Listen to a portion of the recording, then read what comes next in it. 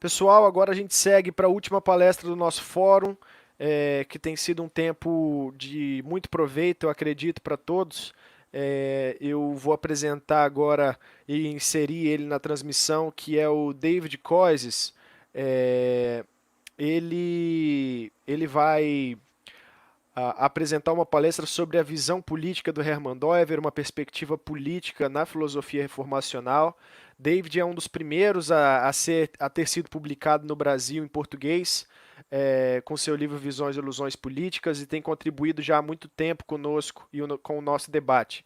Eu vou inserir ele aqui, vou inserir o Vinícius também na transmissão, o Vinícius Pimentel, que foi nosso palestrante ontem, que também é membro do grupo e que vai estar traduzindo a palestra do David. Nós vamos fazer alguns ajustes com o tempo, né, por causa dos atrasos que tivemos, mas sem dúvida vai ser muito proveitoso. David, are you Oi, listening to me? sim, sim. Sim, boa noite. Boa noite. Are Tudo you bem? okay? All right? How are you? Muito bem. Obrigado. Okay. First of all, thank you for your time. Thank you for your attention. You are an inspiration for us and for our project. We are so happy and honored to have you with us. Okay? Thank Be you very welcome. much. Be Muito welcome. obrigado. Let's wait. Vinícius, me ouve? Ouço, vocês me ouvem? Sim, a gente te ouve. A palavra tá com vocês, Vinícius. Agora você pode mediar o David com a palestra com o pessoal, tá? Ok. Excuse me. Ok. Ok. Boa noite.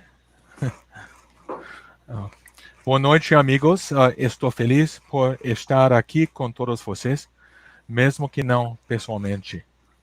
Muito obrigado pelo seu convite para mim.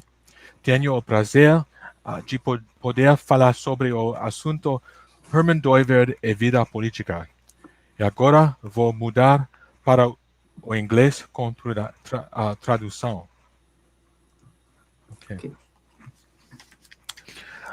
Doiver is best known for his legal and political philosophy.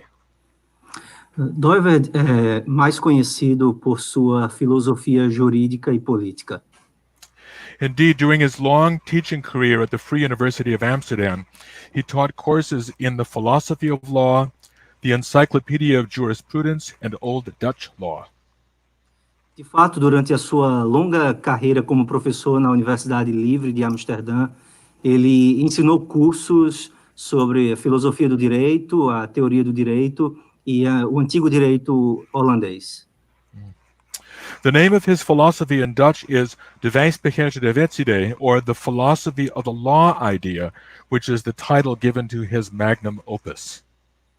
O nome da sua filosofia, em inglês, é traduzido como a filosofia da ideia de lei, que é o título dado à sua obra magna de 3 volumes. The focus on law is significant because the entire cosmos has a lawful character. O foco de Doiver na lei é significativo porque todo o cosmo tem um caráter legal. In the modern era, law has sometimes acquired a negative connotation that makes people suspicious of its claims. No período moderno, a lei ou o direito tem adquirido, às vezes, uma conotação negativa que faz as pessoas suspeitarem das suas reivindicações.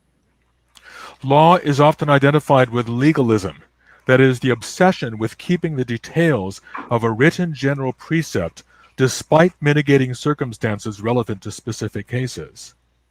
A lei, com frequência, é identificada com o legalismo, isso é, a obsessão com guardar os detalhes de um preceito geral escrito, apesar das circunstâncias que mitigam aquela aplicação, que são relevantes para casos específicos. Law is thought to be an external imposition on the person, preventing her doing what she wishes and hemming her in. A lei é considerada uma imposição externa sobre o indivíduo que o impede de fazer aquilo que ele deseja e o pressiona. Without it, she might flourish and be capable of realizing her authentic self. Sem a lei, o indivíduo poderia florescer e ser capaz de realizar o seu ego autêntico. Yet this is to misunderstand law. Mas isso, na verdade, é mal entender a lei. Our very ability to live and breathe, to dream, to realize our aspirations, to set goals and work towards fulfilling them is utterly dependent on a lawfulness not of our own making. A nossa própria habilidade de viver, de respirar, de sonhar, de realizar nossas aspirações e de estabelecer alvos e trabalhar para alcançá-los, tudo isso é, em última instância, dependente de uma legalidade que não é da nossa própria feitura. As Jonathan Chaplin puts it, law is not a frustration on creaturely existence, but its existential foundation. Como Jonathan Chaplin coloca, a lei não é uma frustração da existência da criatura, mas é o fundamento dessa existência. Subjection to law is the condition for meaningful existence. A sujeição à lei é a condição para uma existência significativa, com significado. Law is thus foundational for Dooyeweerd's philosophy as a whole. Sendo assim, a lei é fundamental para a filosofia de Dooyeweerd como um todo. Dooyeweerd describes law as the universal boundary between the being of God and the meaning of his creation. Dooyeweerd descreve a lei como a fronteira universal entre o ser de Deus e o significado da sua criação. Law is neither God nor his creation, but is how he relates to his creation. A lei não é Deus e não é a sua criação, mas é como Deus se relaciona com a criação. Dooyeweerd distinguishes between two types of law, namely that governing the various aspects or modes of creation, and that governing the things or individuality structures of creation. Dooyeweerd distingue dois tipos de lei, quais sejam, primeiro, aquela que governa os diversos aspectos ou modos da criação, e segundo, aquela que governa as coisas ou as estruturas de individualidade dessa criação. These correspond to the how and the what of creation. Essas duas categorias correspondem ao como e o que da criação. Everything God has brought into being functions in numerous ways that are capable of being analyzed. Tudo aquilo que Deus traz à existência funciona de diversas maneiras que são passíveis de serem analisadas. I bring a book into the classroom. Eu trago um livro para uma sala de aula. The book is a collection of Plato's dialogues in translation. Esse livro é uma coletânea dos diálogos de Platão traduzido. One can, of course, easily undertake a chemical analysis of the object. É claro que alguém poderia facilmente fazer uma análise química do objeto. In doing so, we can come to some concrete conclusions as to the material that goes into making the book. Ao fazer isso, a pessoa chegaria a algumas conclusões concretas sobre o material que é utilizado para fazer aquele livro. We can detect the presence of carbon, plant matter in the paper, and possibly animal matter if the binding is leather. Nós poderíamos detectar a presença de carbono, a presença de uma matéria vegetal no papel e possivelmente uma matéria animal se a encadernação for de couro. We can analyze the glues or stitching that go into the binding. Nós podemos analisar a cola ou a costura que é usada nessa encadernação. But in so doing, we have not really grasped the inner nature of a book. Mas, ao fazer isso, nós não temos, de fato, verdadeiramente compreendido a natureza interna de um livro. People do not purchase books because they have an intense desire to possess sheets of carbon stitched together. As pessoas não compram livros porque têm um interesse ou porque têm um desejo intenso em possuir folhas ou pedaços de carbono colados. A book functions in the lingual modality insofar as it contains words and sentences capable of being understood by those able to read. Um livro, ele funciona na modalidade lingual, linguística, na medida em que ele contém palavras e sentenças capazes de serem entendidas por aqueles que são capazes de ler. It functions in the historical modality in that it is a product of human cultural making or fabrication. Ele também funciona na modalidade histórica, já que ele é o produto de uma ação humana, cultural ou fabricação. The dialogues themselves were written approximately 2.5 millennia ago, while the book containing them may have been published within the last 50 years. Os diálogos em si foram escritos há aproximadamente 2 milênios e meio, enquanto que o livro contendo esses diálogos pode ter sido publicado dentro dos últimos 50 anos. A book also functions in the jural modality insofar as it belongs to me and not to someone else. Um livro também funciona na modalidade jurídica, na medida em que ele é da minha propriedade e não da propriedade de outrem. It functions aesthetically insofar as the book has an appropriate cover design, the print has a pleasing font, and the language therein is expressed eloquently. Ele também funciona na modalidade estética, na medida em que o livro tem um design de capa, a impressão tem uma fonte agradável e a linguagem do livro é expressada de maneira eloquente. The book functions in the pistical or faith modality in that it is conditioned by Plato's ultimate religious commitment to the redemptive character of mental abstraction. O livro funciona também na modalidade pística ou da fé, na medida em que ele é condicionado pelo compromisso religioso final de Platão com o caráter redentivo da abstração mental.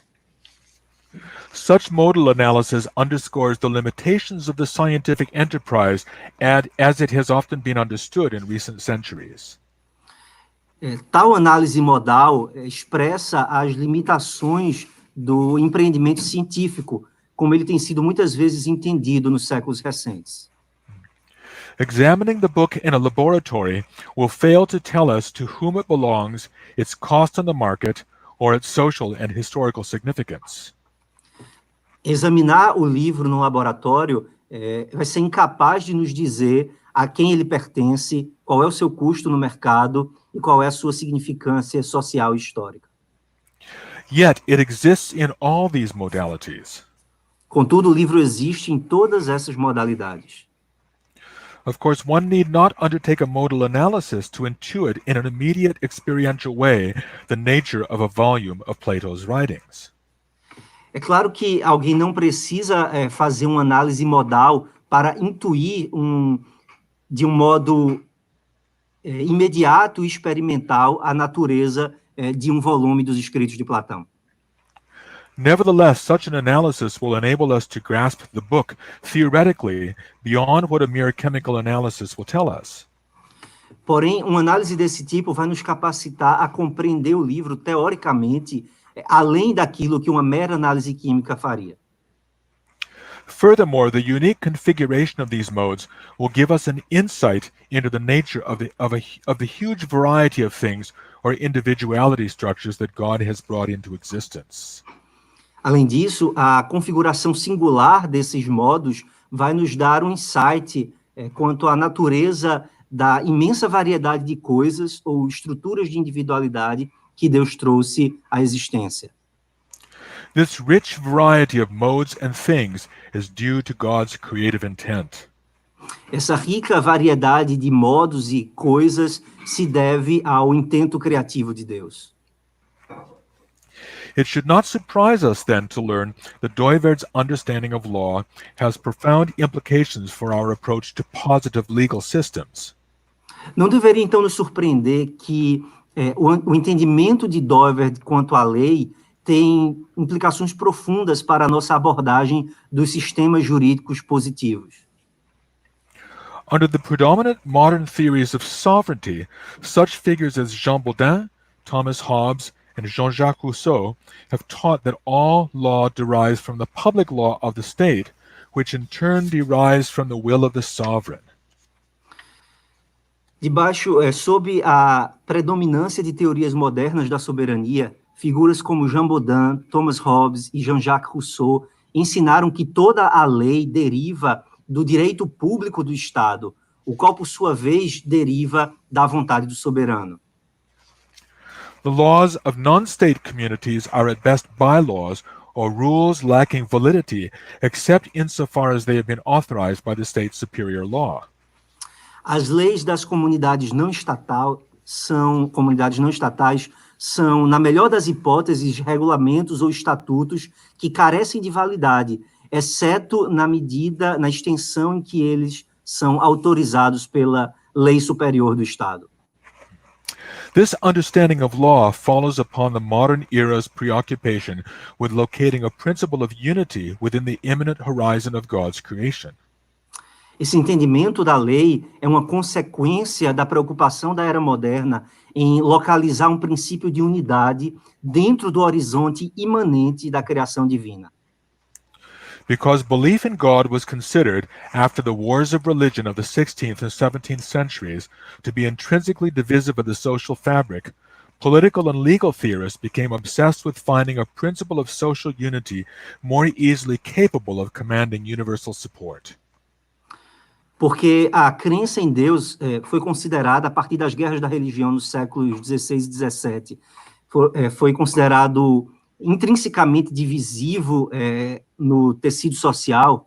Os teóricos políticos e jurídicos ficaram obcecados em encontrar um princípio de unidade social que fosse mais facilmente capaz de obter o suporte ou o apoio universal. This meant that sectarian beliefs must be excluded from public life and safely cordoned off into a private sphere subject to the voluntary principle. Isso significava que crenças sectárias deveriam ser excluídas da vida pública e seguramente restringidas ou resguardadas dentro de uma esfera privada sujeita ao princípio da vontade. However, modernity's quest for sovereignty is itself rooted in a highly contestable faith in the efficacy of a particular understanding of human reason to order society. Mas essa busca da modernidade pela soberania está em si mesma enraizada numa fé altamente contestável na eficácia de um entendimento particular da razão humana para ordenar a sociedade. In fact, we could go so far as to say that modernity has enthroned sovereignty as an idol meant to replace the God of traditional theistic religions. De fato, nós poderíamos chegar ao ponto de dizer que a modernidade entronizou a soberania como um ídolo, com o objetivo, um ídolo que tinha por objetivo substituir o Deus das religiões teístas tradicionais. What does Dooyeweerd's alternative approach excuse me. What does Dooyeweerd's alternative approach to law look like? Como é, então, a abordagem alternativa de Dooyeweerd para a lei? Dooyeweerd recognizes that the principle of unity for the whole created order is God himself and not something within that creation. Dooyeweerd reconhece que o princípio de unidade para toda a ordem criada é o próprio Deus e não algo que está dentro da criação. Each element of creation relates directly to God, who promulgates an appropriate law for each creature. Cada elemento da criação se relaciona diretamente a Deus, que promulga uma lei apropriada para cada criatura. Many species of birds, such as parrots and sparrows, fly, while others, such as penguins and ostriches, do not. Muitas espécies de pássaros, como papagaios e pardais, voam, enquanto outros, como pinguins e avestruzes, não voam. God gives his law to each, even as each responds to it in its own way. Deus dá a cada um a sua lei, muito embora cada um deles responda a essa lei da sua própria maneira. Because human society is an integral part of creation, it too finds its unity in God alone. Uma vez que a sociedade humana também é uma parte integral da criação, ela também encontra a sua unidade somente em Deus. A society is composed of a rich pluriformity of authoritative agents, including individuals and communities who relate to each other and to their creator in a manner proper to each. Uma sociedade é composta de uma rica pluriformidade de agentes autoritativos, incluindo indivíduos e comunidades, que se relacionam uns com os outros e com o seu Criador de uma maneira própria a cada um deles. Furthermore, every community has its own internal law specific to its unique structure. Além disso, cada comunidade possui a sua própria lei interna, que é específica e de acordo com a sua estrutura singular. A family arises out of basic biological realities relating to sexual reproduction. A família, por exemplo, emerge de realidades biológicas básicas, que se relacionam com a reprodução sexual.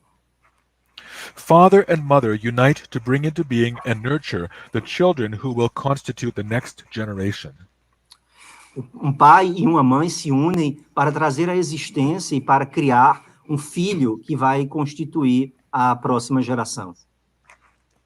A school exists to educate the children as they grow into maturity. Uma escola, por sua vez, existe para educar a criança à medida que ela cresce até a maturidade. A business enterprise exists to provide goods or services to the public for fair compensation. Uma empresa, um negócio existe para fornecer bens e serviços ao público em troca de uma compensação justa. A church congregation exists to preach the word, administer the sacraments, and maintain internal discipline among its members. Uma congregação da igreja existe para pregar a palavra, administrar os sacramentos e preservar a disciplina interna entre os seus membros. The state exists to interrelate justly the various communities resident within its jurisdiction, that is, to do public justice. O Estado, por sua vez, existe para interrelacionar de forma justa as diversas comunidades que residem dentro da sua jurisdição, isso é, para realizar a justiça pública. Each of these communities is governed by its own internal legal framework, independent of, but certainly related to, the public law of the state. Cada uma dessas comunidades é governada por sua própria moldura jurídica interna, independentemente do Estado, mas certamente relacionada à lei pública do Estado. Within a family, parents set mostly informal rules by which the members are expected to live. Dentro da família, os pais estabelecem regras, na sua maioria informais, pelas quais se espera que os membros vivam. They will adapt these rules and how they enforce them as the children mature. E os pais vão adaptando essas regras e como eles asseguram o cumprimento dessas regras à medida que os seus filhos amadurecem. The internal legal competence of the family necessarily differs from that of other communities and must be taken seriously on its own terms. A competência jurídica interna da família é necessariamente diferente daquela de outras comunidades e precisa ser levada a sério em seus próprios termos. In a more formal organization, such as a business or labor union, there will likely be a written code governing the conduct of the organization and relations within it among the members. Numa organização mais formal, como uma empresa ou um sindicato, provavelmente haverá um estatuto escrito que governa a conduta da organização e as relações que são estabelecidas dentro dela entre os seus membros. Businesses and unions will, of course, be subject to the labor code, which forms a component of the state's public law. É claro que as empresas e os sindicatos estão sujeitos às leis trabalhistas que formam um componente do direito público estatal. But they are otherwise at liberty to make their own laws with the input of various stakeholders in the organization, with the final say likely belonging to a designated board of directors. Mas, fora isso, essas empresas e sindicatos têm liberdade para fazer suas próprias regras com a participação das diversas partes interessadas na organização, sendo que a palavra final provavelmente vai pertencer a um corpo de diretores que é designado. This legal pluriformity has profound implications for doing politics in God's world. Essa pluriformidade jurídica ou legal tem implicações profundas para se fazer política no mundo de Deus. To begin, politics is a limited enterprise, not the master science of the good, as Aristotle famously described it. Em primeiro lugar, a política é um empreendimento muito limitado, não é a ciência mestra do bem, como Aristóteles famosamente disse. As such, we should not assume that we can use political means to resolve all social issues that might arise. E dessa forma, nós não devemos presumir que podemos usar os meios políticos para resolver todas as questões sociais que possam surgir. Such issues must be addressed by a variety of authoritative agents in a variety of ways befitting their own internal structures and tasks. Tais questões devem ser abordadas por uma variedade de agentes de autoridade, numa variedade de maneiras que sejam apropriadas à sua própria estrutura interna e suas próprias tarefas internas. The state must address poverty with the resources at its disposal, but it ought not pretend that it can decree an end to poverty.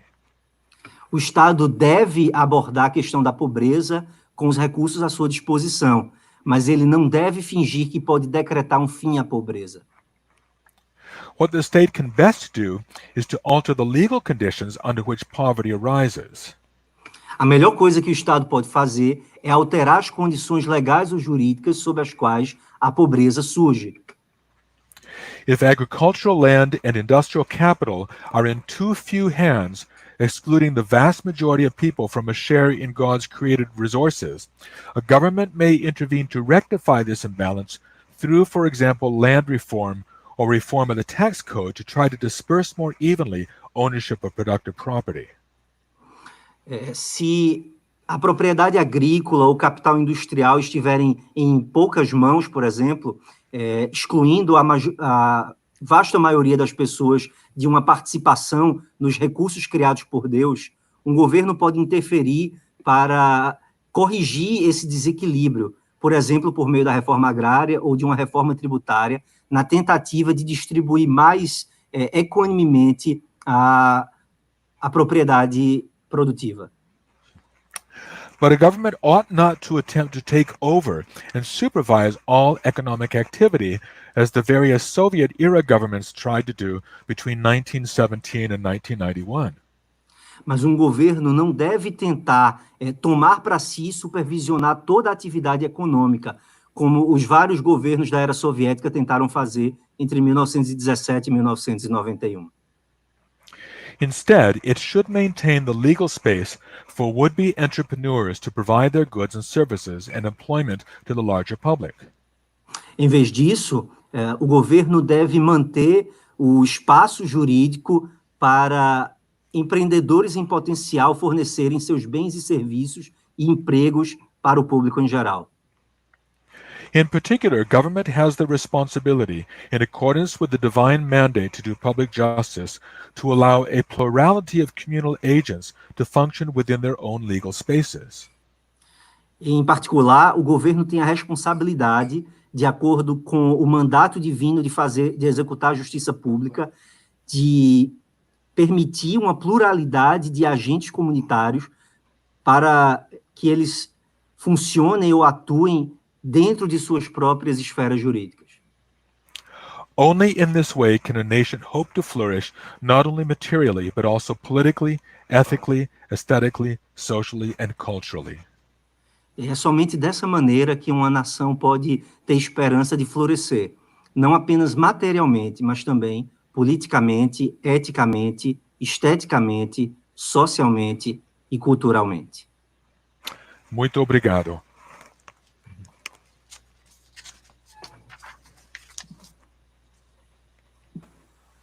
Hi, David. Vinícius. David, do you have some time to answer a question that one of our participants have made here? Yes. Ok. Vinícius, pode traduzir para ele a pergunta? Fica à vontade. Se quiser traduzir também. Eu prefiro que você traduza. Eu não estou vendo as perguntas aqui, deixa eu abrir então. Eu vou mostrar na tela aí, ó. Peraí, deixa eu aumentar. Ok.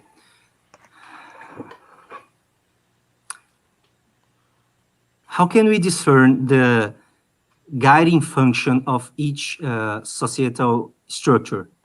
Is it by the naive experience? I think naive experience is the foundation for any kind of theoretical activity. Eu acredito que a experiência ordinária é o fundamento para qualquer atividade teórica.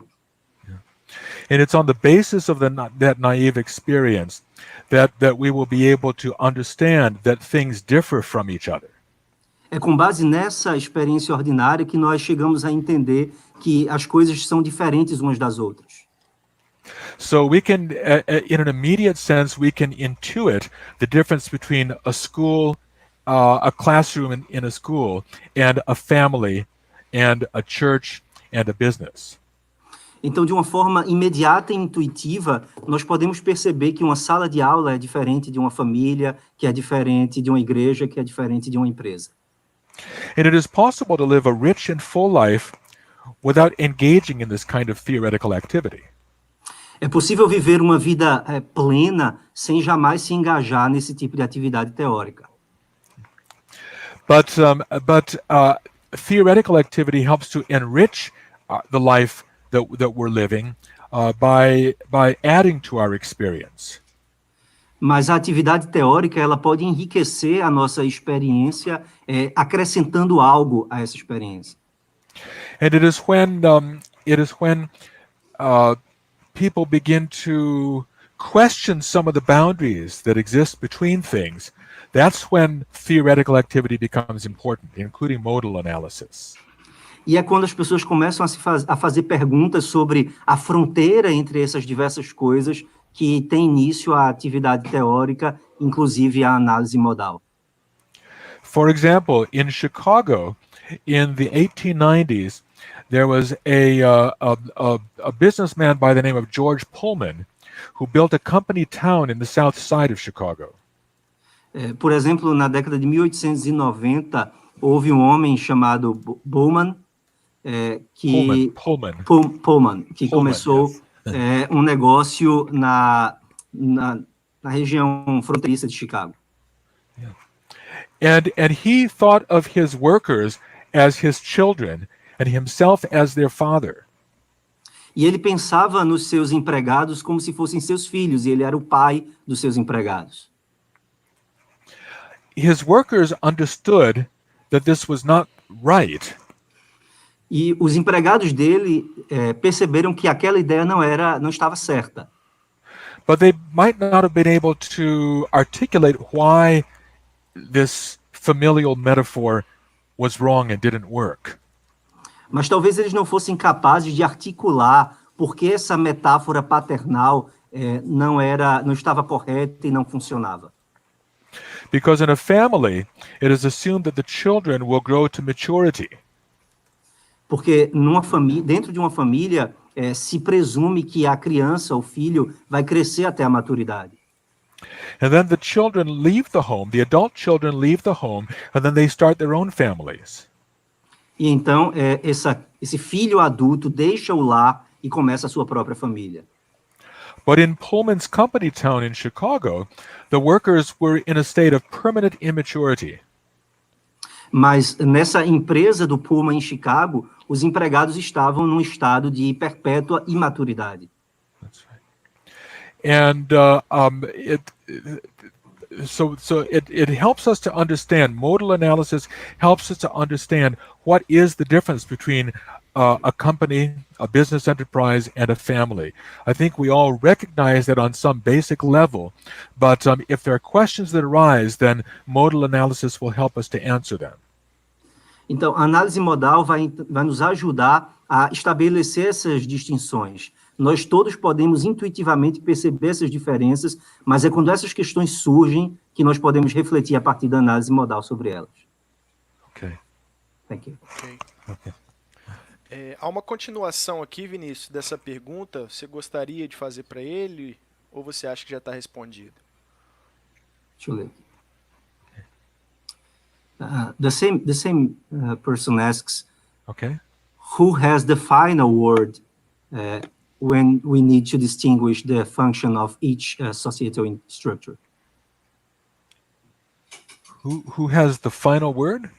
Yeah. Okay. Yeah. Could you be a bit more specific as to what you're asking? I think she's thinking about when two different institutions are arguing about Right. who has the right to Right. rule over that specific place. That's right. Yes, and that's where the public law of the state must enter the picture. É aí que o direito público estatal entra em jogo. That's right, because the state in under its mandate to do public justice has to decide where the boundaries lie. O Estado, com seu mandato de executar a justiça pública, é ele quem tem essa função de estabelecer onde estão as fronteiras, de identificar onde estão as fronteiras. And this is why it is so important for the for governments and state officials to understand the principles which will enable them to make those just decisions. E é por isso que é tão importante para os governantes e as autoridades públicas de conhecerem esses princípios para que eles possam, de maneira justa, estabelecer ou fixar esses limites. That's right, and that's why it's very much necessary that that we understand, as I've tried to do in this book, the differences amongst liberalism, socialism, nationalism, democratism, and so forth, to try to understand these different conceptions of justice and what they have to teach us, but also the ways in which they might go astray.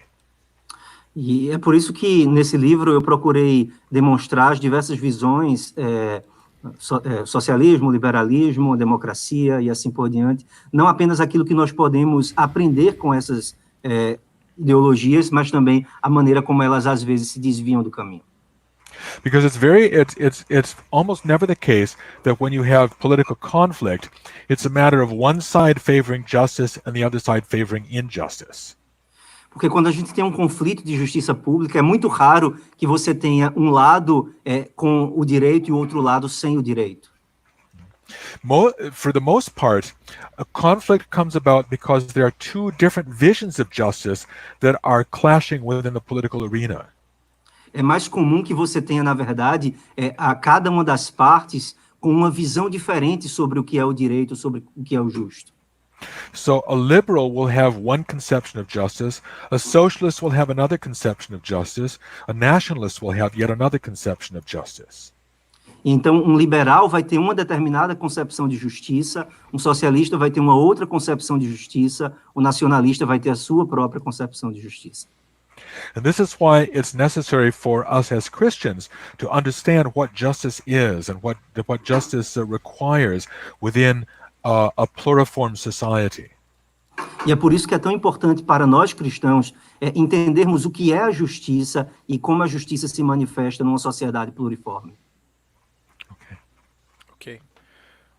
Vinícius, vamos só mais uma, tá? Considerando o tempo e os nossos, em razão dos nossos atrasos, que é essa aqui. Okay, this is the last question we have for today. Every modern democracy, except the American, tends to degenerate in dictatorship.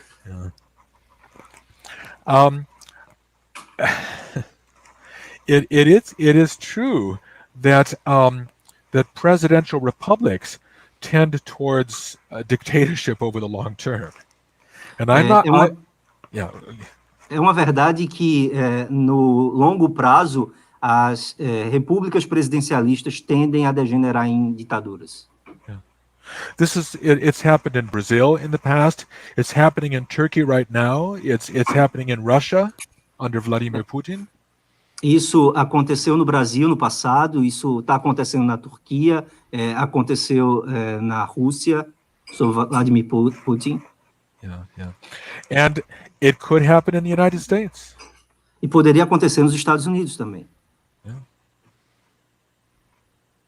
As a Canadian, I tend to favor a constitutional monarchy. Como um canadense, eu tendo a ser favorável a uma monarquia constitucional. Yes. Okay. David, once again, thank you. Thank you for your time. Thank you for your De attention. nada. And thank you for your help with the organization of this project, okay? You are very Very welcome. important for us, and your work is very important for us, and it had marked the history of the Brazilian thinking about the philosophy of cosmonomic idea. Thank you. Great. Thank you Yes, so great. much. Okay? Now, Deus abençoe vocês. Amen. Amen. God bless you too. Okay. Now I will proceed with the final questions in the lecture of Anderson. So thank you and goodbye, David. Goodbye. Goodbye. Bye-bye, coisas. Vinícius, Oi, você consegue permanecer aí e ficar aqui comigo com o Anderson? consigo sim. Beleza, porque aí a gente volta agora nas perguntas que a gente não pôde responder antes da palestra do David, e aí eventualmente a gente pode ter algum debate aqui a respeito delas. Vou colocar o Vitor também, e aí depois disso a gente finaliza o fórum. Te coloquei na fogueira aí com as perguntas, para traduzir. Um pouco. Meu inglês é melhor ouvindo do que falando. Mas a gente vai O meu superando. também. Ele soltou Aí, uns ó. portugueses brabo ali, hein?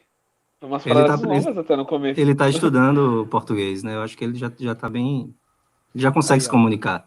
O homem Eu entrou queria aqui, perguntar ó. por que ele tá aprendendo português. Fala, Ele deu a Anderson. chance. Tudo bem? Grande Tudo bem, Vinícius. tudo bem. E aí, Anderson, tudo certo? Tudo certo. Mestre Vinícius. Mestre Vinícius. Rapaz, a gente passa uma semana com vocês, a gente na quinta-feira a gente já tá falando igual vocês, mesmo sotaque. Rapaz. Mas vamos lá, Anderson. Considerando a sua tristeza e o seu lamento por não ter conseguido responder as perguntas, vamos aproveitar esse tempo que a gente tem aqui agora e vamos nós quatro falar a respeito das perguntas que chegaram durante sua palestra, tá bom? Deixa eu tentar localizar aqui no chat. A primeira foi minha, cara. E aí eu já te coloco na fogueira, assim. Você fez uma pergunta parecida para mim ontem durante a minha palestra e eu queria ouvir a sua perspectiva agora. Vingança, foi vingança. Vingança. Colocar... vingança. É um princípio jurídico, né? A lógica da vingança. Vamos lá. Anderson, como você vê a função do STF diante da teoria das instituições dóia-verdiana? Além disso, como você relaciona a qualificação jurídica do Estado com relação ao judiciário? Veja bem, como o Vinícius ressaltou ontem, o STF tem a responsabilidade de julgar decisões considerando a riqueza da realidade social e a riqueza da criação, olhando obviamente uma perspectiva cristã, e não pode cair em reducionismos, como eu tentei mostrar na minha palestra, de que muitas vezes alguns elementos da criação dos aspectos modais que Dória destacou são tomados e toda a ordem é reduzida àquele aspecto, por exemplo, a linguagem, para um voluntarismo na hora da decisão, o aspecto histórico para tomar determinada decisão, e acaba que a ratio decidendi incide justamente sobre esse aspecto. Então, assim, por mais que se citem outros, então esse é um problema, porque isso enfraquece o núcleo jurídico. Eu acho que na prática, isso, em termos institucionais, quebra a autonomia entre as instituições, a tripartição dos poderes, e veja que autores começam a dizer que é necessário, de fato, abandonar essa tripartição dos poderes por ter sido um projeto liberal, em que se pressupunha o silogismo jurídico. Então, assim, talvez numa medida mais drástica, mas dizendo pela realidade de hoje, a gente tem que, ter ciências de fato. Muitas vezes o STF ele assume prerrogativas acima das outras instituições e que o cidadão, as instituições intermediárias, elas observam isso. entendem muitas vezes que o STF está usurpando suas competências, apesar de não conseguir formular isso, certo? E que, em última instância, acaba quebrando um pouco do capital moral, social, quebrando até muito, diria. Porque se existe um poder e alguns ministros, né, que não podem ser investigados, praticamente não podem ser questionados, porque isso pode dar inquérito hoje em dia, um inquérito inquisitivo, diga-se passagem, não mais o acusatório. Então, assim, isso quebra toda a questão de você confiar em determinada instituição. E eu ressalto uma coisa, tem um estudo bastante importante, representação e decisão, se eu não me engano, é da Paul Greenwich, e ela investigou como é que o STF decidiu em 20 anos. E comparou com o que o Legislativo legislou, e ela viu que o Legislativo não diminuiu, e fez até comparando com outros países, não diminuiu sua carga de produção legislativa. Então, o Legislativo continua cumprindo o seu papel. Ocorre que o STF tem mecanismos que o Legislativo não tem de usar, no caso, a decisão judicial, a interpretação judicial, para se sobrepor, né, na proteção da Constituição, na proteção da democracia, proteção dos princípios constitucionais, e assim sucessivamente, se sobrepor aos outros poderes, apesar dos outros poderes continuarem trabalhando. Então, isso acaba fazendo com que a população veja que o legislativo é mórbido, tem, muitas vezes, numericamente pelo menos, certo? Não estou falando nem a qualidade da legislatura, mas estou falando numericamente falando, o legislativo continua legislando e isso não é percebido. Até pelas crises morais, institucionais que são lançadas à tona e que o judiciário muitas vezes não porque justamente o judiciário a gente sabe que tem digamos assim, uma complicação a mais de você investigar, trazer à tona o princípio da transparência. Então, acaba que, para resumir, essa autonomia, ela pode entrar em um certo colapso, certo? Isso pode, como alguns têm sugerido, no futuro, né, inviabilizar a tripartição dos poderes no Brasil e ter que se pensar em outra coisa, certo? E também o capital moral e social da população que tenta encontrar no legislativo decisões, no judiciário decisões mais céleres, judicializar tudo, inclusive questões últimas, né, que o judiciário tem que se debruçar e que acaba se prepondo a força do judiciário sobre o legislativo e executivo.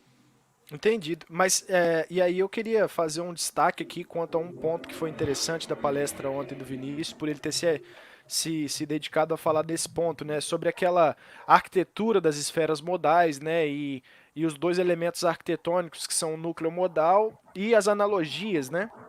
E aí, talvez a gente tenha aí um bom critério para que a gente consiga distinguir, inclusive, as funções do legislativo, do executivo e do judiciário como sendo distintas, né? Os momentos analógicos da qualificação jurídica são diferentes, né? Se nós pudéssemos dizer assim. O que você acha disso, Vinícius? Eu acho que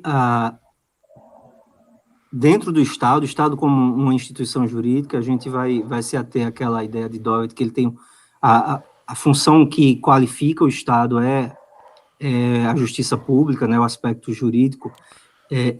Executivo, legislativo e judiciário, como pertencentes ao Estado, eles são todos qualificados pelo aspecto jurídico.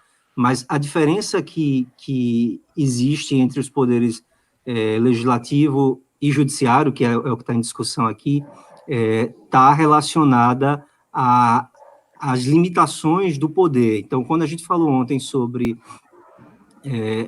a responsabilidade interpretativa, até falei com o Vitor depois, em particular, não é que o legislativo não interpreta também. O legislativo, ao elaborar leis, ele também recebe um corpo de textos jurídicos que são importantes. Mas o poder jurídico que o legislativo exerce é um poder diferente do poder jurídico que o judiciário exerce. O poder legislativo exerce um poder em abstrato, o poder judiciário exerce um poder, pelo menos na maioria das ações, em concreto. E essa diferença no exercício do poder jurídico por essas duas instâncias do Estado exige que a responsabilidade hermenêutica dele seja diferente. E eu acho que esse é o grande problema do judiciário no Brasil hoje. Não é um problema exclusivo do Brasil, mas é um problema que é muito agudo hoje no Brasil. O judiciário não percebe a diferença do tipo de responsabilidade hermenêutica que ele deve exercer em relação ao poder legislativo. O judiciário não recebe os textos legislados como deveria receber, com a sua significação, com a sua autoridade. E essa falta de submissão do judiciário aos textos jurídicos que têm autoridade é o grande problema que a gente vivencia hoje. A Constituição virou um elemento manipulável, maleável nas mãos do judiciário. O professor Zumfeld tem um texto em que ele fala sobre o problema dos princípios no direito administrativo, em que ele começa dizendo que o que a gente vive hoje é uma geleia geral dos princípios, né? Os princípios, eles servem para justificar qualquer coisa, eles servem para embasar qualquer decisão. O mesmo princípio é usado para justificar decisões contraditórias. O mesmo princípio que é usado para defender direitos animais são usados para justificar a interrupção da gravidez ou o aborto. Então, a gente tem um problema significativo com a responsabilidade hermenêutica, e por isso eu não tenho muita fé, eu não cheguei a falar isso ontem tão claramente, mas eu não tenho muita fé na possibilidade de controles institucionais muito rígidos no Brasil, como o que a gente poderia imaginar num sistema de respeito ao precedente que o Código de Processo tentou implantar. E a minha aposta, que é uma aposta moderada, uma aposta meio desconfiada, é numa promoção da responsabilidade hermenêutica. A gente não tem como separar a atividade da interpretação da responsabilidade moral do intérprete. Para mim é uma ilusão imaginar que a gente possa criar juízes criar um judiciário que não está sujeito à responsabilidade moral do intérprete. Então, a gente precisa investir nessa responsabilidade. Entendi. Bom. Vitor. Bom, você me dá licença aqui, vou continuar com as perguntas. Beleza? Beleza, vai lá. Tranquilo. A próxima pergunta, como foi feita para o Anderson, vai começar o Anderson respondendo, e eu acho que seria legal também o Vinícius dar uma complementada depois, porque o teor da pergunta é muito relacionado com a sua tese do trabalho de conclusão de curso que você fez. Então, a pergunta é a seguinte: como podemos associar o direito e a moral, principalmente na questão da jurisprudência do STF, diante da analogia entre a esfera jurídica e a moral? Bom, eu acho que o Vinícius teve uma palestra justamente respondendo essa questão, né? Porque o que acontece é de que, por exemplo, sociedades primitivas, elas tinham, de fato, direito, apesar de não ter um aspecto, muitas vezes, moral desenvolvido, como culpa, dolo, boa-fé e assim sucessivamente. Eu acho que o Dover, né, nessa perspectiva, ele vai dizer que a moral, como o Vinícius já ressaltou, né, ele, na verdade, vai enriquecer esse juízo axiológico que vai ser feito sobre a norma, né, e isso é necessário. Eu tentei destacar como como é problemático distinguir ou separar estritamente direito de moral.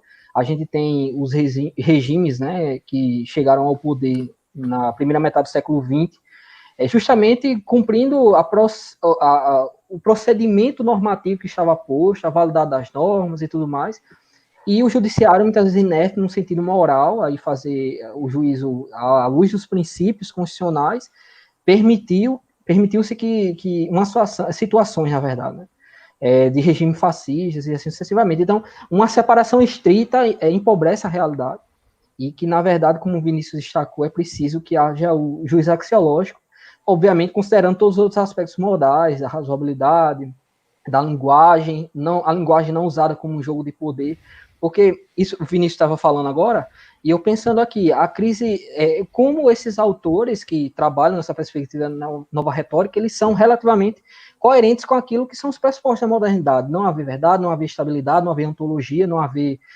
enfim, certezas, né? Então, essa tentativa de trazer um efeito sofístico, né, digamos assim, precedentes à busca de verdade, racionalidade e objetividade de Aristóteles, Platão e Sócrates, condiz com aquilo que foi o projeto nietzschiano de quebrar os ídolos, né, das certezas que a modernidade tinha, que havia abandonado Deus, que Deus tinha morrido na sociedade.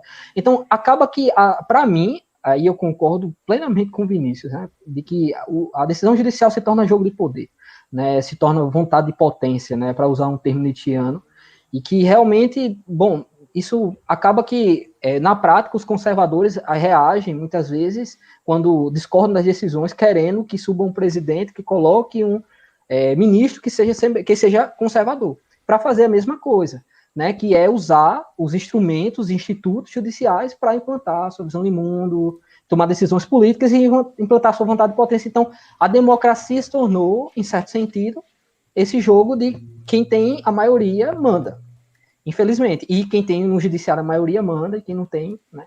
Então, isso é um empobrecimento da realidade e da pluralidade social, porque isso estreita a consideração sobre todos os elementos, ou pelo menos de forma mais ampla, dos elementos distintos da sociedade. Muito bom. Quer falar alguma coisa aí, Vinícius?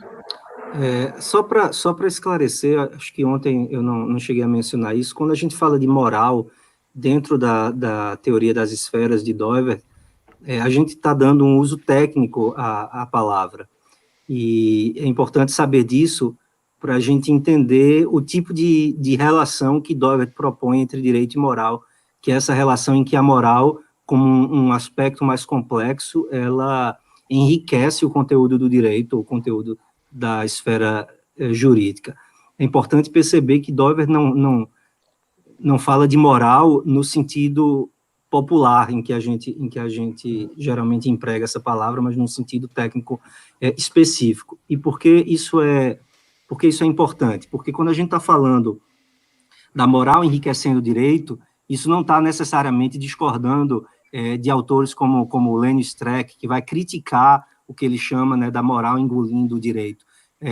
A gente pode até fazer uma crítica a essa visão, mas o que ele está dizendo não é exatamente contrário ao que Doivert está dizendo, porque quando Doivert fala da moral enriquecendo o direito, ele está falando de um aspecto da realidade, certo? Que é o aspecto qualificado pelo amor, o aspecto qualificado não por dar a cada um o que é devido, mas pelo autossacrifício, né? Para Doivert, o núcleo da esfera moral é o ágape, então é dar a vida em favor dos seus amigos ou dos seus irmãos, e essa esfera moral, que é a esfera do amor, ela fornece para o direito um certo conteúdo no processo de abertura. Mas lembrem-se daquilo que eu expliquei ontem. Quando essa analogia ela é incorporada à esfera jurídica, ela deixa de ser moral e se torna direito. Então, quando a gente fala de culpa no direito penal, é uma analogia moral, mas é um conceito jurídico. Quando a gente fala de boa-fé no direito, é uma analogia moral, opística, há uma discussão sobre isso, mas dentro do direito, é um conceito que pertence ao direito. Então, agora, ele já não é mais um conceito que pertence a esse núcleo do amor, ou esse núcleo do sacrifício, mas é algo que pertence à esfera da retribuição. Então, boa-fé em direito tem um significado diferente de boa-fé em moral, ou boa-fé na teologia, se a gente pode assim dizer. Culpa em direito tem um sentido diferente de culpa na moral, de culpa em qualquer outra esfera. Exatamente. Então, agora a gente tem um conceito que pertence ao direito e que, incorporado ao direito, tem a sua função jurídica, vai exercer o seu papel dentro da aplicação do direito. Então, quando a gente fala da moral enriquecendo o direito, não é a esfera moral usurpando o lugar do direito, o que seria um problema, e eu concordaria com Streck se essa fosse a ideia dele. Mas o que a gente tem é a moral fornecendo um enriquecimento para os conceitos jurídicos. Então, o direito não perde a sua autonomia, o direito não deixa de ser uma esfera com a sua própria soberania, o direito não é engolido pela moral, certo? Mas o direito é enriquecido pela condução da fé e pela abertura para essas outras esferas. Muito bom. Muito bom. A próxima é da Isadora Isaura, e ela pergunta assim: para Alexis, falantes distintos não podem usar a mesma expressão com significados diferentes. Partindo da problemática acerca do conceito de moral, como articular o discurso de Alexis nessa nova retórica? Vinícius, quer começar? Fica à vontade, o mestre em Alexis é você. Não mesmo, de jeito nenhum. Mas uma coisa que acho que a Tienza chama a atenção é que depois dessa virada linguística pragmática, que tem repercussões no direito, da década de 50, 60, Alexis e Marcon, que são dois autores que vêm falar da necessidade de ter o elemento racional das decisões, mas sem apagar a questão moral dessas decisões. Então, nesse sentido, acaba que eles procuram uma via, digamos assim, mais equilibrada entre o irracionalismo ou o racionalismo, né, estrito, entre os realistas, que são meio que céticos, né, sobre as decisões, e os positivistas, né. Então, assim, eles dois tentam, de formas distintas, encontrar essa necessidade de articular e fundamentar as decisões. Mas como também o Atienza chama atenção, acaba que o Alexis, ele parte da noção de que direito, porque ele está batendo de Habermas, né, na busca do discurso consensual, ele coloca o direito como sendo um discurso especial da moral.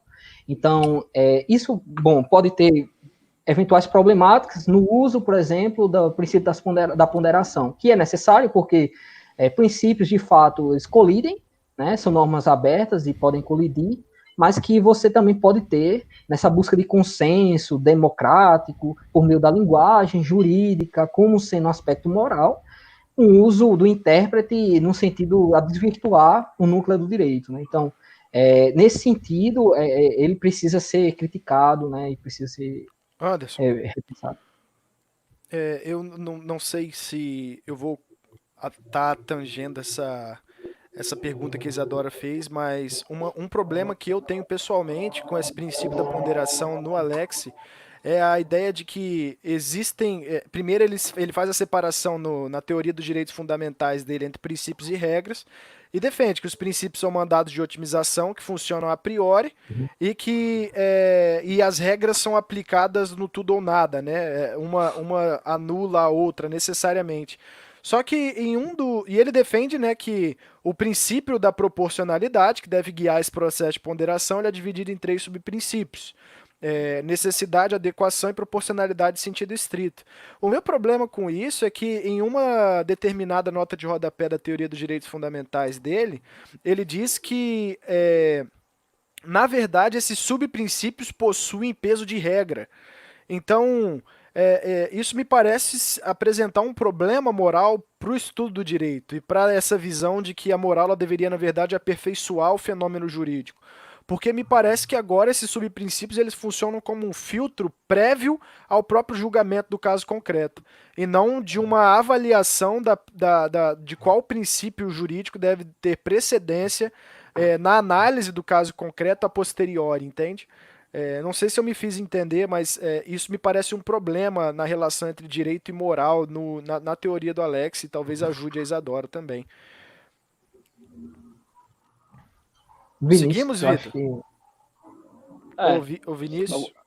Algumas Eu só ia, você está falando, Arthur, eu estava me lembrando que na época do mestrado eu li um autor que o professor Juste me recomendou, chamado Andras Iacav, que ele tem um artigo em que ele aponta justamente os problemas da distinção de Alex entre princípios e regras. Ele diz que essa distinção ela é supérflua, e ele mostra uma série de casos em que princípios são aplicados como se fossem regras, e casos em que regras são aplicadas como se fossem princípios, e aí ele parte para... Ele é um cético com relação à interpretação, e ele parte para mostrar que os princípios, na verdade, têm um uso retórico, e ele tenta identificar algumas categorias de uso retórico dos princípios. E aí não dá para a gente elaborar isso aqui, mas o grande ponto aqui, acho que da pergunta, é insistir na distinção, em manter um conceito de moral que faça jus a uma visão cristã da realidade. Então, eu acho que as máximas, os subprincípios de Alex, enquanto máximas do senso comum, eles fazem sentido em boa parte deles. Se você pensa que no princípio da necessidade, no princípio da adequação, são máximas do senso comum. Você não vai tomar uma medida drástica se você pode tomar uma medida menos drástica. Você não vai dar um remédio que não serve para curar aquela doença, mas serve para curar outra doença. Você não vai sacrificar muito um princípio se o outro princípio que você está tentando proteger não é tão importante, ou naquele caso concreto a sua proteção não é tão importante. Então, são máximas que atendem ao senso comum, que atendem ao que a gente espera da realidade ou do julgamento, da prudência, mas, ao mesmo tempo, a gente precisa entender esses princípios como sendo incorporações, propostas de uma incorporação da moral no direito, sim. E aí vem a pergunta, qual é a fé que governa essa proposta? Né? E aí a análise modal serviria, o método de antinomia de Doivert serviria para a gente entender um pouco melhor isso. Ou seja, Alex, ele tem em vista, ele está propondo uma incorporação de ideias morais no direito. A pergunta é, essas ideias morais, elas estão de acordo com o teste da realidade? Elas atendem às normas da criação que Deus colocou? Eu acredito que, em parte, sim, mas que a gente precisa, que a teoria que ele elabora em torno dessas máximas, ela tem uma série de problemas. Entendi. Bom, eu vou pedir a licença de vocês, porque eu sou um peixinho aqui em meio de tubarões, para fazer uma proposta. Que isso? Como a gente está discutindo, o tema desse fórum é sobre instituições jurídicas em tempos de crise política, queria pegar um gancho na parte final da palestra do Coises e com a pergunta da Juliana sobre como que se diferenciaria as estruturas sociais, enfim, com base na teoria doiverdiana e como a gente poderia ter uma contribuição mais rica para uma teoria social com base nessa filosofia do Doivert. E aí, baseado nisso, eu gostaria que o Arthur começasse falando alguma coisa. Eu já vi que o final da sua palestra foi tangindo bastante esse ponto. E eu queria começar, se vocês me permitem também, fazer uma contribuição, aí vocês me corrigem se eu estiver errado. Porque eu acho que é muito importante, antes, anteceder uma teoria, uma análise das estruturas de individualidade ou das esferas de responsabilidade, tem que anteceder uma estrutura, e isso tem que, quer dizer, antes de haver esse estudo dessas estruturas de individualidade, deve haver um estudo, uma análise das estruturas modais em si, porque tendo uma visão robusta da estrutura modal de cada aspecto, facilitaria posteriormente uma diferenciação e a qualificação das estruturas de individualidade enquanto fenômenos na realidade, especificamente das esferas de responsabilidade. E aí, quando o Doivert ele propõe lá no Raízes da Cultura Ocidental, acredito que seja nesse sentido do enriquecimento das estruturas, da teoria dessas estruturas sociais, que deve justamente haver essa teoria, esses estudos sobre as estruturas modais. Aí, o que vocês acham? E o Arthur acho que pode começar. Não, eu vou começar a partir da pergunta da Juliana, na qual você pegou um gancho, né? O problema que a Juliana apresenta, ela parece ser a pergunta que vale $1 milhão, né? Que é essa questão de como distinguir a função guia e que se existem experiências distintas na experiência pré-teórica a respeito de uma determinada instituição, quem deve ter a palavra final e quem deve definir qual é, então, a finalidade das instituições. Eu, primeiro, acredito que a gente deve olhar para o aspecto fundante das instituições que fazem parte da esfera pública para que a gente consiga fazer uma análise aí, né? E aí eu me uso bastante da palestra do Rodolfo e da palestra do Lucas para o pessoal que está assistindo, para que elas sirvam de background, porque quando nós olhamos as instituições, nós não podemos relegar a definição da finalidade de cada uma das instituições à experiência que cada indivíduo ou comunidade tem com essas instituições, mas entender que essas instituições, desde o seu aspecto fundante, que no caso do Estado, das instituições econômicas, da igreja, é o aspecto histórico, é o processo histórico-cultural, são formados de forma orgânica. Eles não são formados de forma mecânica. Nós precisamos entender que, de fato, nós experimentamos a relação dessas instituições na experiência pré-teórica. Só que a experiência pré-teórica, ela não fornece para a gente, de imediato, uma noção de todo o arcabouço histórico e de toda a visão de coerência em que aquela instituição necessariamente se insere. E aí vem a importância de relacionar o pensamento teórico com essa questão, porque a nossa visão da estrutura da realidade a partir de um insight filosófico deve servir à relação desses aspectos modais no processo histórico para que a gente consiga identificar essa finalidade, entende? Quando se diz que na teoria doiverdiana, que pela intuição nós conseguimos perceber a qualificação das totalidades individuais, é porque nós experimentamos essa coerência de forma ingênua, na experiência ingênua, ordinária. Mas não que nós não que a gente possa desenvolver epistemologicamente, ou seja, de forma filosófica, a partir dessa experiência ingênua automaticamente. Essa experiência ingênua ela deve ser seguida por um insight filosófico a respeito dessa coerência. E aí é que está a questão, né? O problema é que muitas vezes a definição do local, ou melhor, da finalidade das instituições, é relegada à esfera da moral, da ideologia ou de opiniões mais politizadas, quando a finalidade das instituições deveria ser encontrada no processo histórico de sua formação e na relação com as demais instituições. Entende, Vitor? Eu não estou me lembrando direito da sua pergunta agora, porque são duas perguntas muito extensas, assim. E aí eu fui nessa da Ju, mas aí eu peço que você fale a segunda de novo. Ah, tranquilo. Não, eu tava comentando sobre como que uma análise, um estudo mais aprofundado das estruturas modais tem que preceder o estudo sobre as esferas de responsabilidade, as estruturas de individualidade. Porque daí tendo uma compreensão melhor das estruturas, dos aspectos, que nem quando o Doiverd ele propõe isso para uma sociologia cristã, né, quando ele propõe no final do Raízes, para que a gente possa ter uma compreensão, uma análise das esferas de responsabilidade, enquanto estruturas de individualidade, inseridos nesse contexto maior e tendo com base uma compreensão mais aprofundada da própria estrutura do aspecto modal que qualifica. Perfeito. Eu acho que antes antes de tudo, Vitor, eu acho que a gente precisa entender que a filosofia do Doiver ela foi construída em diálogo com outras tendências para que ele pudesse então apresentar uma antítese a respeito da visão de mundo dele aplicada à ideia do direito e das outras aplicações às ciências específicas e à filosofia que ele faz. Mas no que diz respeito a isso, eu estou com o que o Vinícius comentou ontem no fim da palestra dele. A função principal do diálogo doiverdiano e do desenvolvimento desse ferramental teórico-filosófico dele é expor as raízes religiosas e os fundamentos não lógicos das outras visões a respeito da teoria social e das instituições, entende?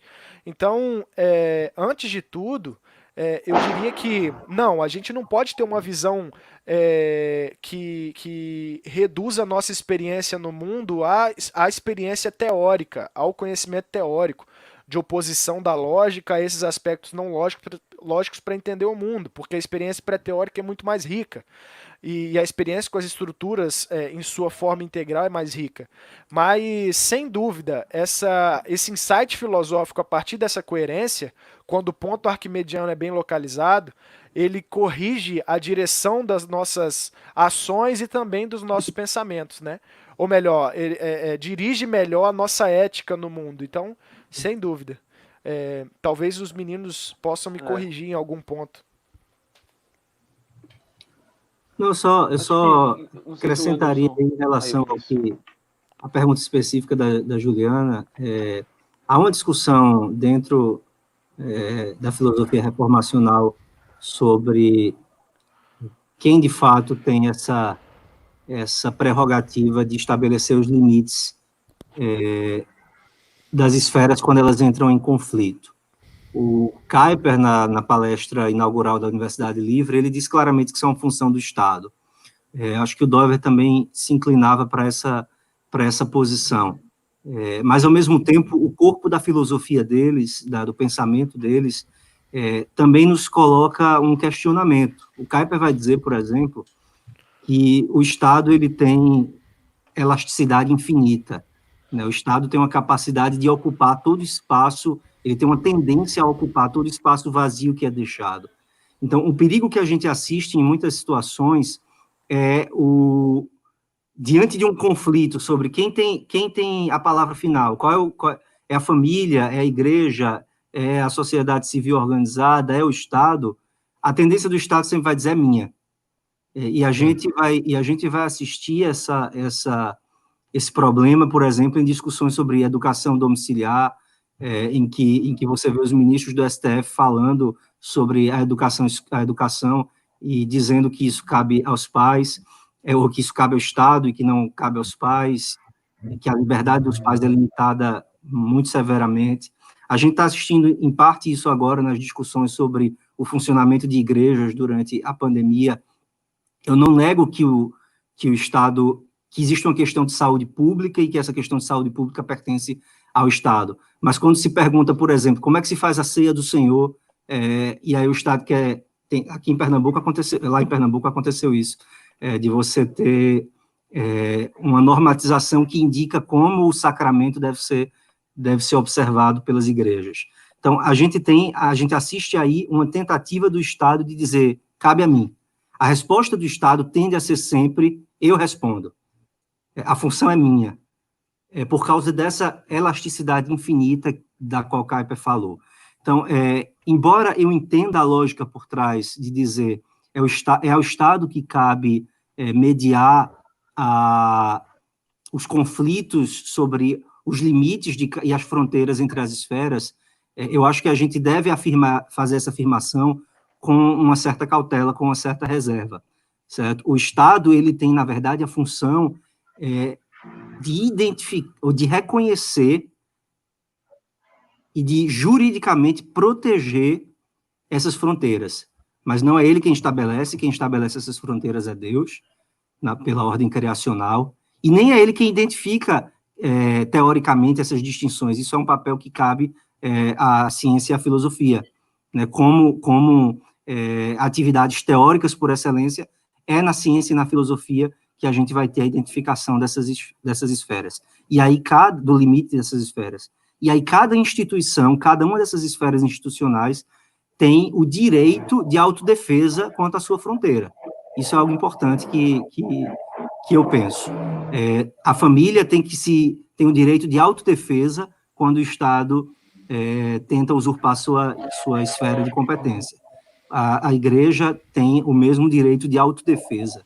Eu tenho estudado um pouco de história da igreja aqui no seminário, e há um dos reformadores da Escócia, um dos sucessores de John Knox, ficou famoso por uma frase que ele disse ao rei Tiago. O rei Tiago tentou interferir na igreja, tentou se meter nos assuntos da igreja, e o Melvin disse o seguinte, ele disse, rei Tiago, eu queria que o senhor soubesse, que vossa majestade soubesse que a Escócia tem 2 reis. Um é o rei Tiago, que é rei do governo civil. O outro é o rei Jesus, que é rei da igreja da Escócia. E dessa igreja da Escócia, o rei Tiago não é chefe, não é cabeça, não é príncipe, ele é só um membro. Então, o governo civil, o governante civil, ele, na igreja, é só um membro. E a igreja tem o seu direito de se defender de qualquer tentativa de usurpação do poder do Estado. Então, quando a gente pensa sobre esses conflitos entre esferas, embora eu consiga reconhecer que o Estado tem uma função aí, concordando com o Dr. Coises nesse sentido, eu penso que a gente precisa, ao lado dessa afirmação, reconhecer o direito de resistência de cada esfera quando o Estado tenta usurpar a sua função. Excelente. Alguma colocação, Anderson? Muito bom, muito bom. Não, só dizer que eu fiquei pensando aqui, lembrando que Calvino e os reformadores, inclusive, deram uma grande contribuição para a abertura da modernidade na doutrina da resistência ao Estado, né? Por meio dos magistrados inferiores, porque justamente a necessidade que a gente tem de haver a limitação por parte, no caso, em relação ao Estado. E ocorre que no século seguinte, com a Guerra dos 30 Anos, a igreja ficou muito acuada com o surgimento do Estado moderno, que não mais queria se comprometer com as disputas doutrinárias da igreja. Tudo bem, isso faz parte, e eu até entendo que é fruto de um desenvolvimento histórico positivo, né, de que haver o princípio da laicidade. Só que o princípio da laicidade também pode ser pervertido, o Estado adentra as esferas que não deveria, e eu acredito que, como o Vinícius colocou, né, é preciso uma teoria, a gente precisa, talvez, ouvindo outros autores que discutiram isso, pode contribuir também de a gente pensar não só na identificação das esferas, o que resolve o problema das esferas, mas também e como resistir a eventuais excessos das esferas, né? Por meio, qual a legitimidade bíblica, né? Que foi o que Calvino defendeu, né? A legitimidade, quando se torna tirano, os magistrados inferiores, eles constitucionalmente têm o direito e o dever de defender a ordem criacional, a igreja e assim sucessivamente. Legal. Vitor, segue com as perguntas aí pra gente finalizar. Muito bom. Vamos aí. A próxima pergunta é do Thiago.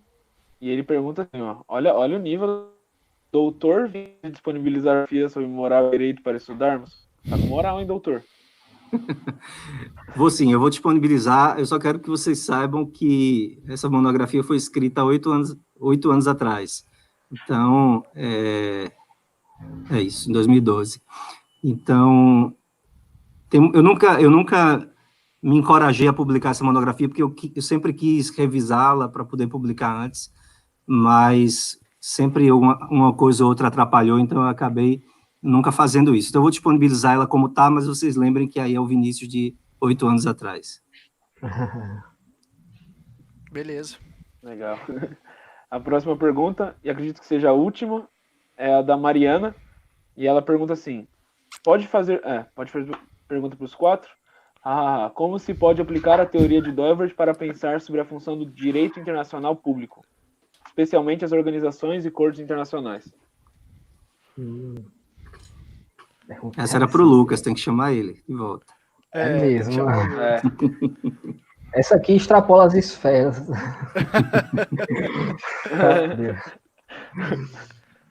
Alguém quer começar? Posso falar?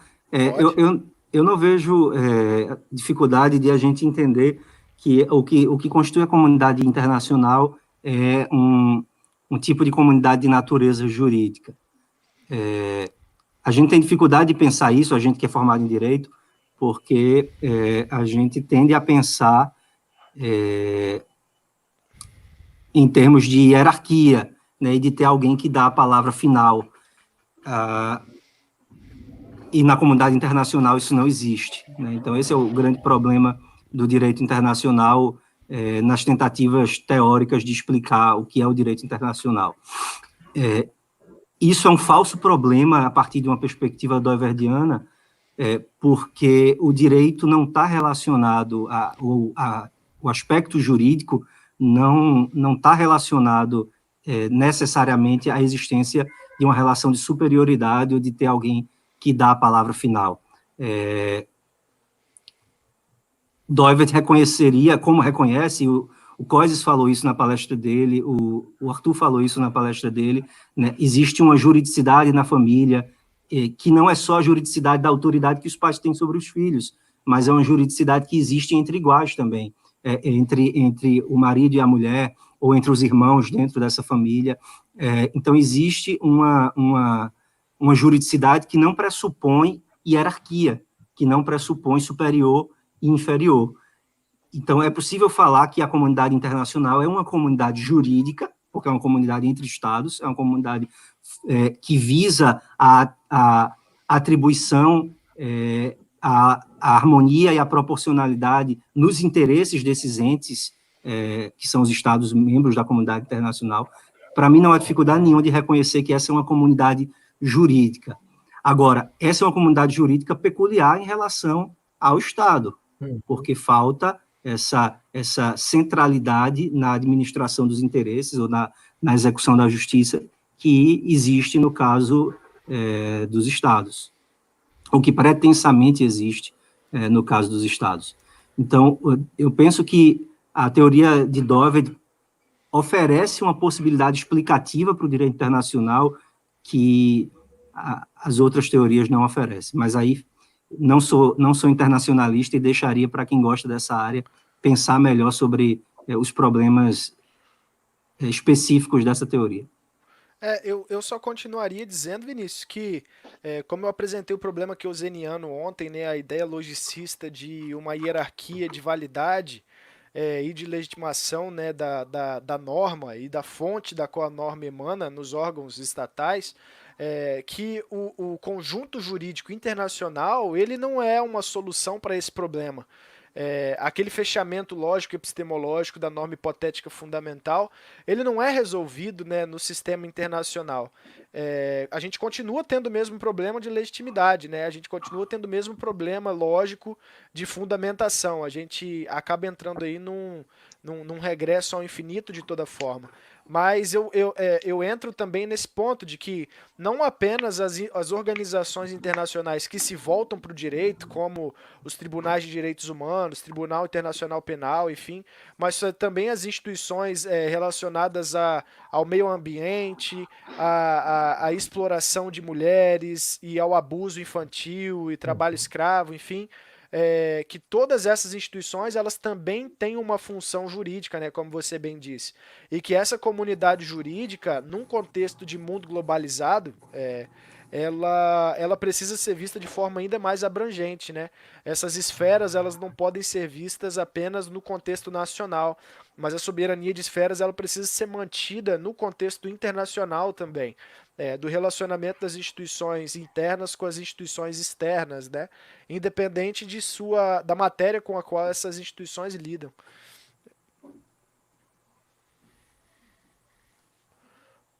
Alguma consideração, Anderson, Vitor?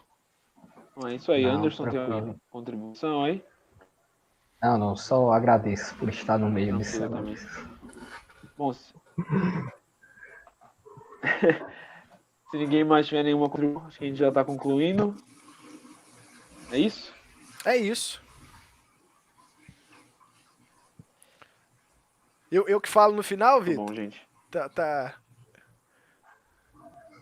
Pode falar aí que eu acho que eu tô travando um pouco. Ah, beleza. Pessoal, fica aqui registrado o meu agradecimento em nome do grupo. Não preciso falar em nome do grupo todo, porque os outros 3 que estão aqui comigo, eles também fazem parte do grupo. A gente agradece a todos que participaram com as palestras, mas principalmente a todos vocês que participaram do evento no chat, acompanhando as palestras. A gente teve um tempo de muito proveito. Acho que o Anderson está mais aliviado agora que a gente finalizou a palestra dele propriamente, né, com as perguntas. Então, acho que agora a gente fechou com chave de ouro, né, Anderson? Esse primeiro fórum. Pois é, que graças não, a Deus. que não poderia ser finalizado sem que a sua palestra terminasse de forma a fazer jus ao seu trabalho, cara. Pois é. Vinícius, obrigado pelo seu tempo ontem, pelo seu tempo hoje, tá? Eu já vi que nas suas conversas aí pelo privado com o Vitor, comigo, e sem dúvida com as minhas conversas com o Anderson, a gente tem muitos frutos nos quais trabalhar, né, no futuro e desenvolver outras iniciativas. De novo, eu coloco aqui em nome do grupo a gente à disposição a ajudar vocês na ARCAP, no que for possível, tá? E dizer que a gente vai pedir ajuda, continuar pedindo a ajuda de vocês para que esse trabalho continue. Muito bom, eu agradeço a vocês pelo convite, agradeço por terem me aceitado no grupo. E Como não, de né? fato um privilégio, e eu tenho procurado sempre encorajar quem está no direito a incorporar a contribuição de Doiverd. Doiverd era um jurista, e os juristas fizeram muito pouco uso de Doiverd, inclusive na Holanda, e quem sabe o Brasil não se torna um centro de reflexão doiverdiana em direito. Eu gostaria muito de ver as reflexões de Doiverd sendo expandidas no âmbito do direito. Eu acho que a gente tem muito a aprender e tem muito a utilizar a filosofia de Doiverd para promover ideias cristãs no Brasil. Então, fica aí meu agradecimento a Deus pelo grupo e também o meu encorajamento para que vocês continuem fazendo esse trabalho. Amém. Amém. Obrigado, Vinícius. Anderson, alguma palavra? Obrigado. Já falei demais. Né? Foi só uma, você viu uma só, mano. Vitor? Só tenho a agradecer também a todos que tiveram paciência comigo como mediador. Minha primeira vez mediando uma live. E agradeço ao Arthur, o nosso presidas. Que isso, Agradeço para o com Anderson, isso, Vinícius. presida, não. Muito grato a tudo que aconteceu aí. Muito Pessoal, grato. obrigado. A gente encerra aqui. Mais uma vez, muito obrigado. Que seja o pontapé inicial de muitas outras programações e atividades. A gente espera voltar com novidades em breve. De novo, a gente lembra para que aqueles que têm interesse em integrar nossos novos grupos, que entrem em contato com a gente através do e-mail, ou através do Instagram ou do Facebook. E a gente espera, de fato, integrar vocês cada vez mais às nossas atividades, tá bom? Muito obrigado, meninos. Fiquem com Deus e até uma próxima oportunidade. Tchau, tchau, pessoal. Valeu, tchau, tchau.